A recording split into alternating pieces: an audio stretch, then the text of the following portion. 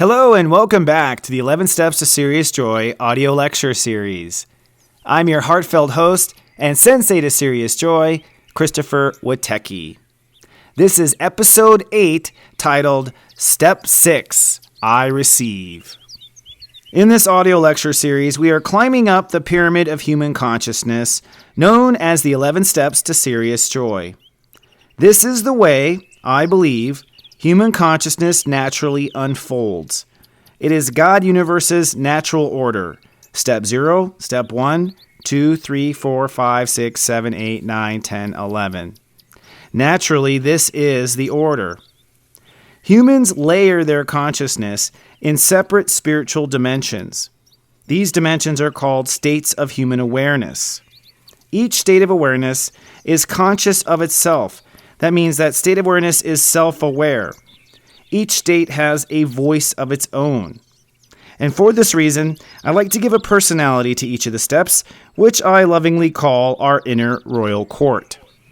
Now, some listeners have asked, why do you use the metaphor of royalty? Isn't that not very spiritual? My answer is this. Love is really the only royal power in God's universe. If you live in your heart, you are spiritually royal on earth. Royalty in spirituality's eyes is based on the richness of your heart, not the richness of the lands. So far, we've been introduced to our royal characters and sequence of manifesting a life experience. First, step 0, I protect. The royal executioner holds space for the experience. Then step 1, I love. The king or queen loves it and wants it now. Step 2, I feel. The royal baby and the inner nanny will go goo goo gaga over it. Step 3, I believe.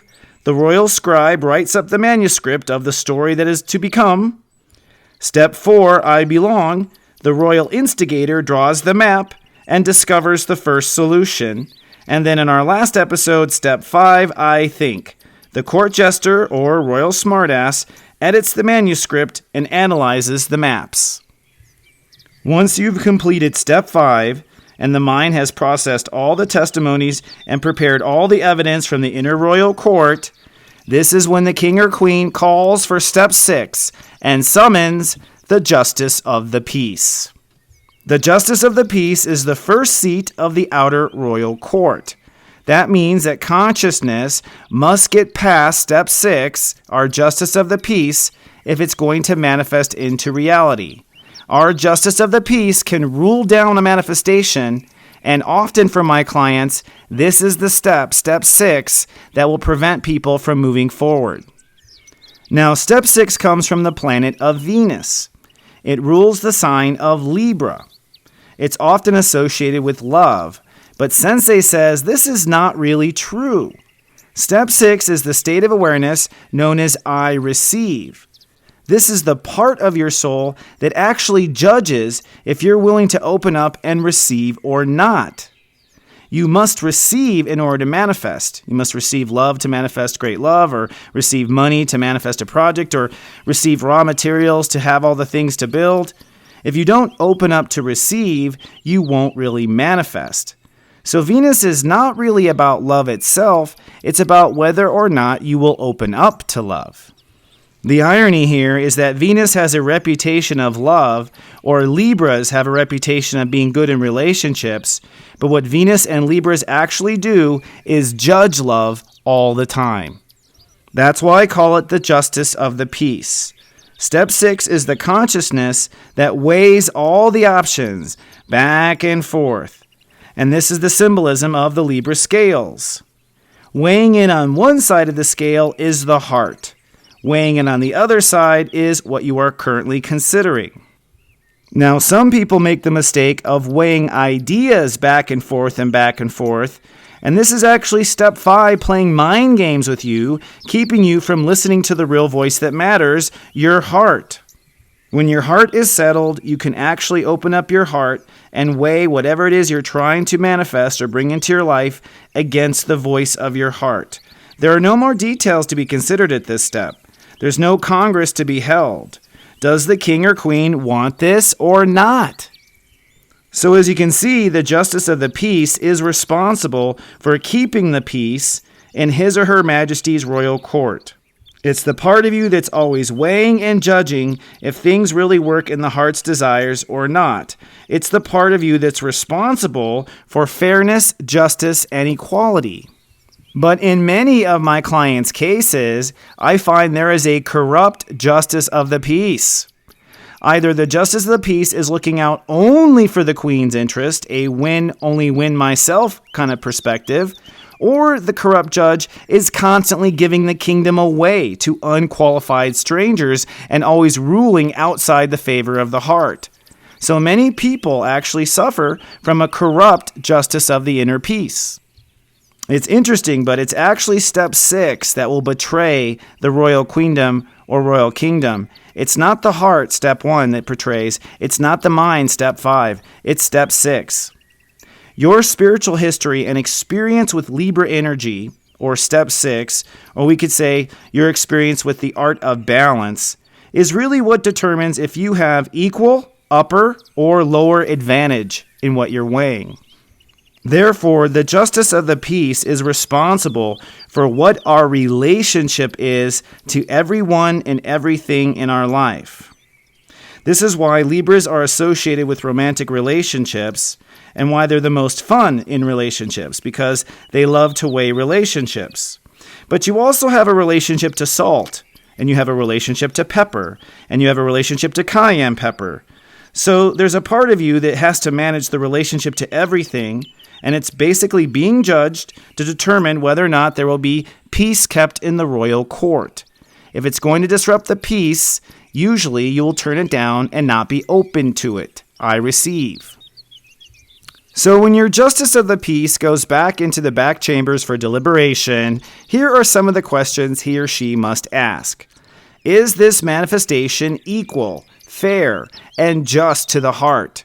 Is it just to what the king or queen deserves?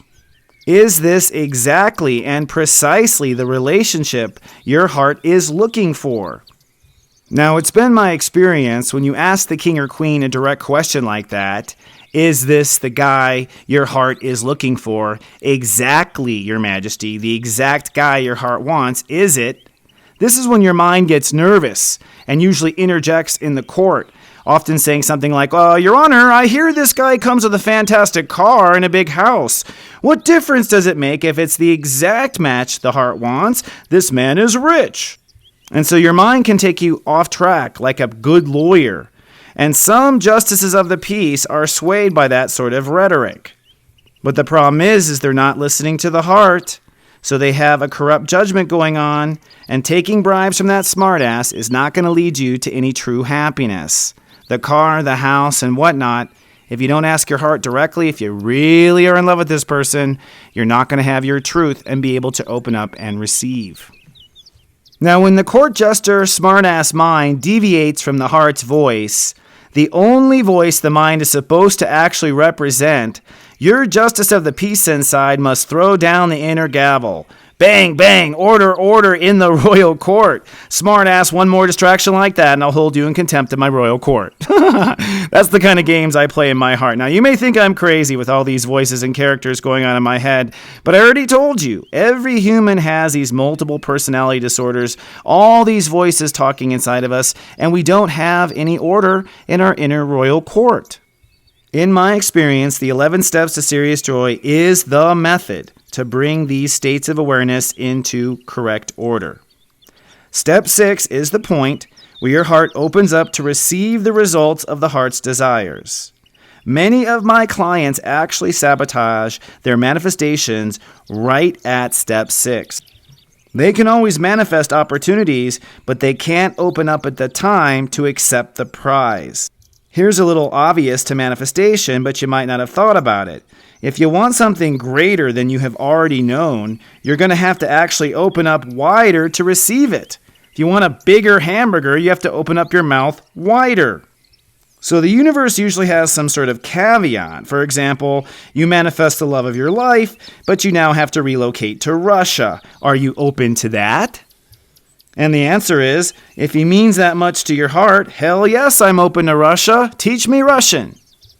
But many people get stuck at step 6 and go back and forth, weighing the options, listening to more evidence from the smartass, only to get confused about whether or not they should open up or not. They just don't know because they aren't asking the king or queen directly for the truth.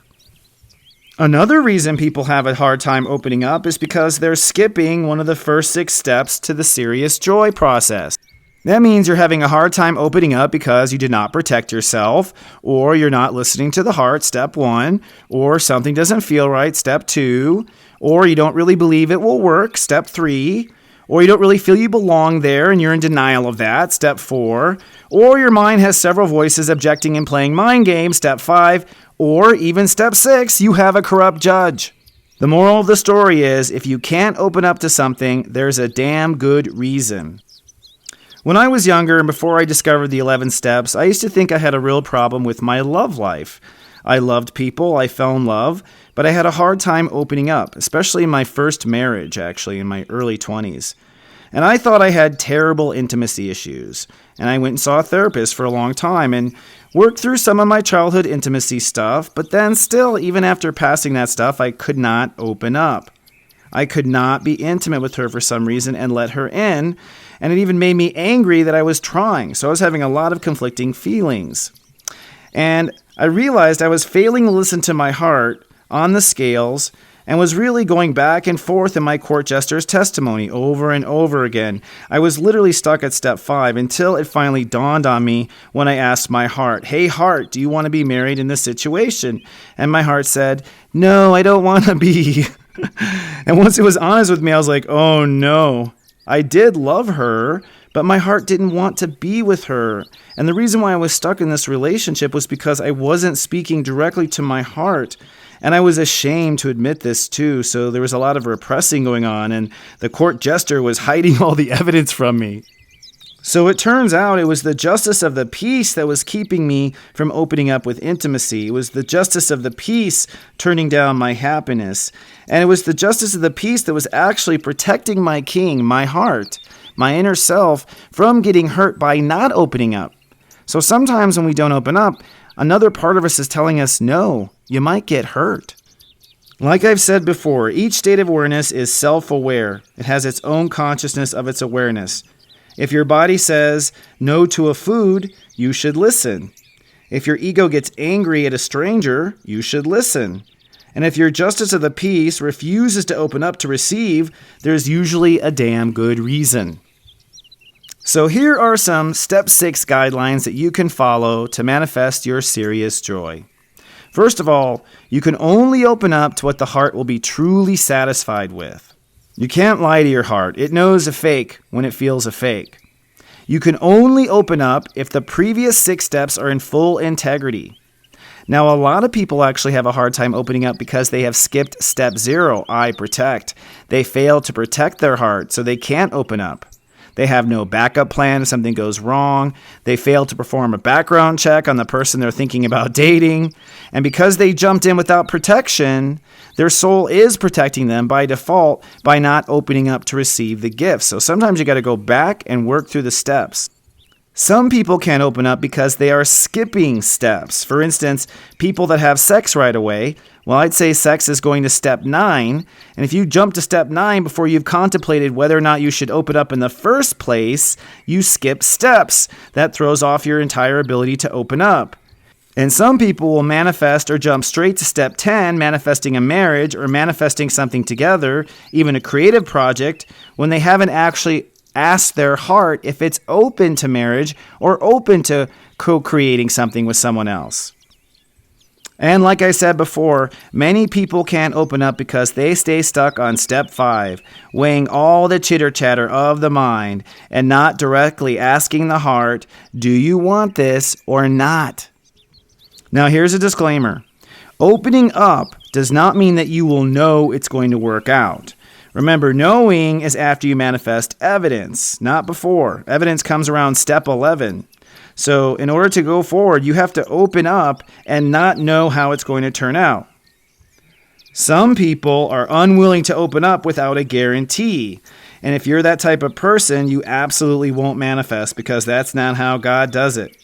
A guarantee means you're not manifesting. You're trying to control the situation. You're not letting the law of attraction to bring the opportunity. And you're probably removing free will somewhere from somebody by controlling the experience. So guarantees, pretty much guarantees it won't happen. And many people, like myself actually, don't open up because they're too busy trying to make the next thing to manifest. And when the opportunity comes, they actually don't accept and receive. And you don't realize, but that keeps you kind of on a hamster circle going around and around, never growing abundance. Never growing abundance because you don't take the time and space to receive your harvest. In my experience as Sensei, in most cases that I have observed, when things are manifesting correctly, your heart will get exactly what it wants, plus more. In other words, God will ask you to open up to something new or foreign in addition to what you manifested. This is like my example, you meet the man of your dreams, but you got to move to Russia. This is kind of the story of Edward Snowden's wife now, isn't it? But this, my friend, is the very magic of life. The very magic is you will get everything you want and more. But in order to accept and receive that, you must be open. You must be willing to open wider than you have before, to have greater than you have had before. It's been my experience that if you follow the 11 steps of Sirius JoY, you will always get what you wish for and more. But if you're incapable of opening up to the and more part, you may end up turning away the entire creation. So how do I know if it's right, Sensei? Well, the king or queen knows if it's right. Weigh it against the heart, like the Egyptians did. If your inner king or queen is happy and lighthearted, then the heart clearly wants it, no matter what the cost is. But if the heart is scared or timid or feeling very heavy, your justice of the peace must close the case and judge the situation as guilty of disturbing your royal inner peace. You have to have the courage to throw the fish back in order to get the next big fish that you want. When your heart is on board and ready and open, and you are ready to get naked and jump in the hot tub of unlimited opportunities, then you are free to move on to step 7, I sense, the spiritual approval of the higher self. We'll talk about that in our next episode. Well, my friend, I'm open to your comments. I'm open to you sharing this audio lectures with people that you love. Until next time, be open to the idea that I love you and to live, love, be.